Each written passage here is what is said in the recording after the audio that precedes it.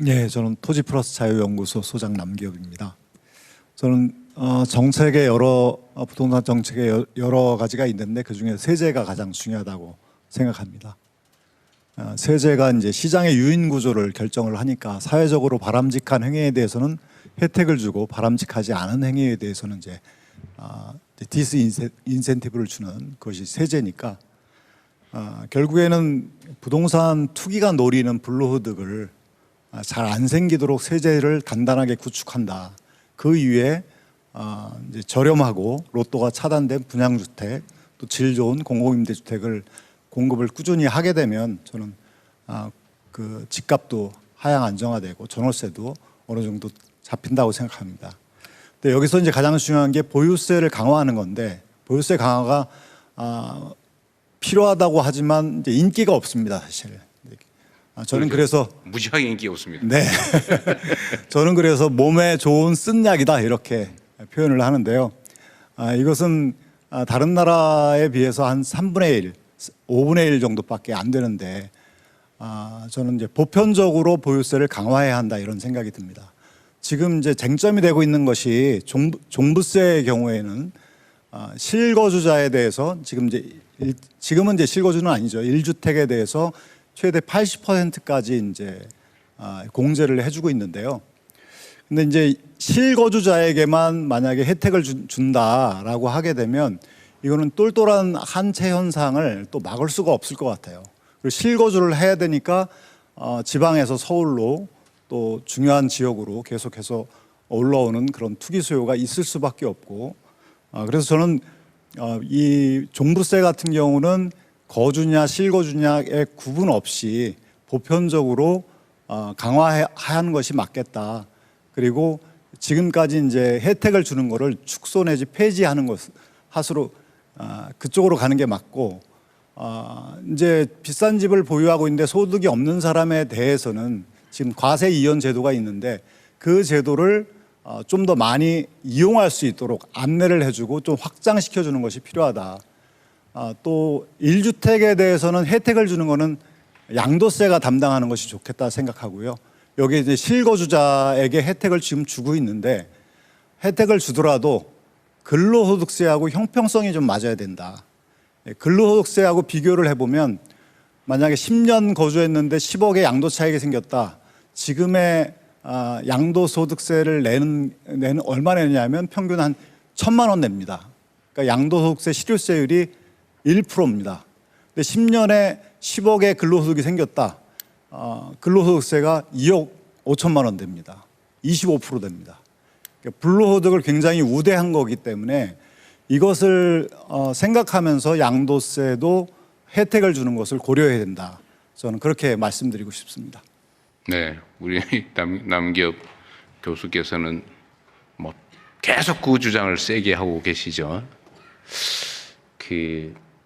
하여튼 저도 사실 궁금해요. 이게 저도 그런 주장을 야인일 때 또 시장을 하고 있을 때 남기업 선생 말씀 따라 한번 했다가 엄청 비난을 많이 받았는데 이게 현실이죠. 이게 어떤 세금의 부과 대상을 특정 부분에 대해서 부과한다고 하지만 또 다른 사람들은 나도 저기 대상이 될 수 있는데 지금 당장은 아니지만 난 또 저런 대상이 되는 게 내 꿈인데 거기다 세금을 올린단 말이야. 이렇게 저항이 확장되는 측면이 있더라고요. 어쨌든 제안은 감사하고 이 얘기는 하나 좀 전제로 하고 가면 좋을 것 같아요. 우리가 실거주 1주택이냐라고 할 때, 내가 잠깐 직장 때문에 잠깐 옮기는 거? 그거 어떡하라는 거냐? 애들 교육 때문에 잠깐 이거 어쩌라는 거냐? 내가 입원해야 되는데 어쩌라는 거냐? 이런 지적들이 많잖아요. 그럴 때 안 살잖아, 잠깐. 예를 들면 저 같은 경우는 청와대 공간에 있다 보니까 집이 비었는데, 그럼 너는 비거주용 아니냐? 실거주용 아니지 않냐? 이런 지적이 있지 않습니까? 그래서 이거를 제가 지금 우리가 좀 공유를 하자는 취지인데, 앞으로는 좀 용어를 좀 바꾸자고 했어요. 제가 저번에 우리 회의 때 실거주라고 하지 말고 거주용이라고 하자. 그러니까 나 거주용으로 가지고 있는데 잠깐 다른 사정 때문에 잠깐은 비거주하지만 이거 거주용이다. 라고 하면 이거 실거주하고 똑같이 취급해야 되는 거 아니냐. 그래서 실거주라고 하지 말고 앞으로는 구분 기준을 거주용, 주거용 이렇게 하자고 했는데 동의할지는 나중에 알아보겠습니다. 예, 제 말씀은 거주용이라 하더라도 그걸 똑같이 양도세에서 하자. 뭐 그렇게 양도세에서 알겠습니다. 혜택을 말은 주세요. 알아들었고요. 예, 어쨌든 앞으로 우리가 정책 결정이나 표현을 할 때 그렇게 하겠다 그런 말씀입니다. 예. 네, 그러니까 계속해서 잠깐 못 살더라도 용도가 원래 그러면은 똑같이 취급하자 그런 거예요. 네, 계속해서 의견 듣겠고요. 저기 흰색 셔츠 입은 여성분 계시거든요. 카메라 뒤쪽에 네, 가운데에 계시는데 마이크 전해드리겠습니다.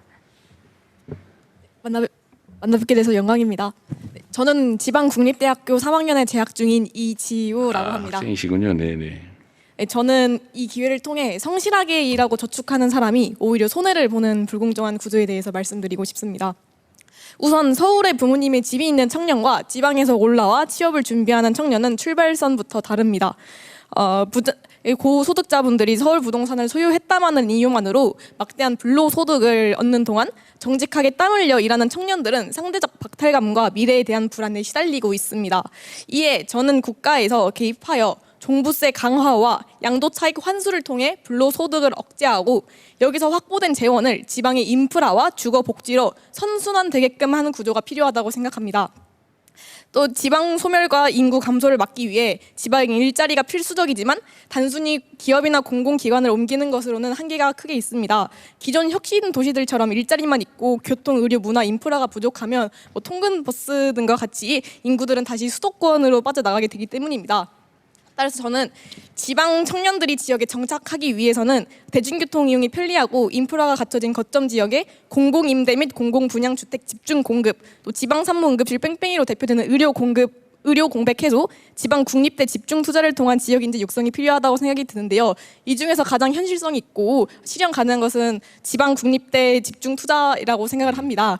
지방의 합계 출산율이 또 높기 때문에 서울 집값 공공행진과 지방의 인프라 붕괴는 출산율 저하와 인구 감소란 나비 효과로 돌아오고도 있습니다.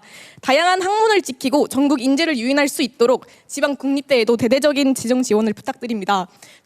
대통령님께서도 추진해 주시고 계시는 S10 사업에서도요. S10의 이름을 올리려는 그런 주요 지방 거점 국립대들도 분명 있지만 그 외에 좀 규모가 작아서 지정 지원을 받기 좀 어려운 국립대들도 많이 있습니다. 이런 지방 국립대학교의 지원은 지역의 청년 정주율을 높이고 지역 인재를 양성할 수 있습니다. 이런 문화 인프라도 인구가 모여야 형성이 되는 것이기 때문에 이런 지방 국립대에 지원을 해주신다면은 아무래도 자연스럽게 형성이 되지 않을까 기대가 됩니다. 마무리하면서 청년들이 거주하는 지역과 관계없이 근로소득만으로 미래를 계획하고 안심하고 아이를 낳아 키울 수 있는 사회가 될 수 있도록 주거복지, 종부세 강화, 그리고 지방국립대의 대대적인 지원을 부탁드리겠습니다. 감사합니다. 갑자기 박수 치고 싶어졌죠. 네. 다 맞는 말씀이십니다. 제가 하고 싶은 일인데 그래서 노력하겠고요. 관련해서 한 말씀을 좀 드리면 하여튼 우리 대한민국의 여러 문제가 있는데 이 많은 문제들의 가장 큰 뿌리는 사실은 수도권 집중입니다. 이렇게 과밀하게 한 1극으로 집중한 사례가 찾기 어려워요. 인구의 절반이 살고 있고 경제력의 60% 가까이가 서울, 경기, 인천에 몰려 있지 않습니까? 그리고 이게 이제 팽창해 나가는 중이죠. 그래서 이 문제가 완화 또는 해결되지 않으면 아무리 대책을 내놔도 마치 대학 입시처럼 근본적인 문제는 해결이 안 되고 뭘 바꿀 때마다 막 논쟁과 분쟁만 심해지는 그런 상황이 계속될 것 같아요. 이 안타까운 점이죠. 근데 현실이고 그러나 손 놓고 있을 수는 없어서 이제 우리 이번 정부 들어서서는 하여튼 지방 분산 또는 새로운 성장 거점 이걸 만들기 위해서 총력을 다하고 있습니다. 말씀하신 대로 할 거예요.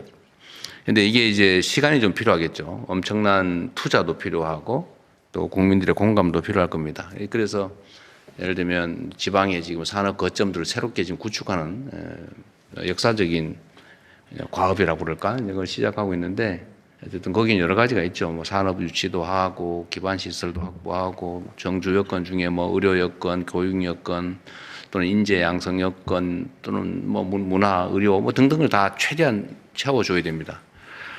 그리고 이제 이걸 하기 위해서는 여러 가지 좀 우리가 현실적으로 할 수 있는 게 있죠. 뭐 재정 투자라는 건 너무 당연하고 또 공공기관이나 뭐 여기를 대대적으로 이전하는 사업도 곧 하게 될 테고요.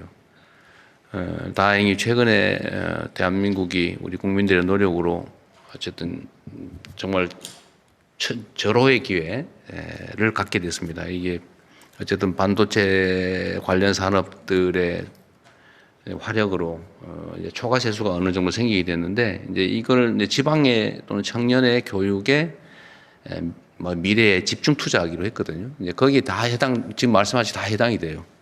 그래서 이 수도권 집중을 좀 완화하면서 지방의 새로운 기회를 만들면 효율성은 매우 높다라는 생각이 듭니다. 최근에도 지방의 고용률이 엄청 올랐거든요. 수도권은 거의 정체가 됐는데 지방은 고용률이 많이 올랐습니다. 이게 뭐 처음 있는 일인데 여러분은 잘 느끼지 못하시면 조금씩의 변화에 싹은 트고 있다 말씀을 드리고요. 하여튼 주택 문제도 수도권 집중 완화와密接한 관련이 있습니다. 그 말씀은 잘 저희가 참고하도록 할게요. 네, 댓글 잠깐 소개해드리면 사심을 하나 좀 발휘해도 되겠습니까? 이광수 선생 저걸 많이 보는데 다음에 이광수 선생 한번 지적 한번 해주세요. 이광수 소장님이 손을 드시면 발언 기회를 계속 들고 있어요, 내가 드리겠습니다. 네, 제가 댓글 소개해드리면 NG 러브 79님이 작은 땅도 있습니다. 작은 땅에는 작은 집을 지어야 하는데 그런 부분을 건설 임대 사업자가 틈새에서 민간 임대주택을 공급해 주세요라고 하셨습니다. 그리고 파파다 D6X님이 보유세 딱 미국만큼만 올리자라고 하셨고요. 그리고 해피 32217803님이 이주비 대출 규제로 재개발 이주가 진행되고 있지 않습니다.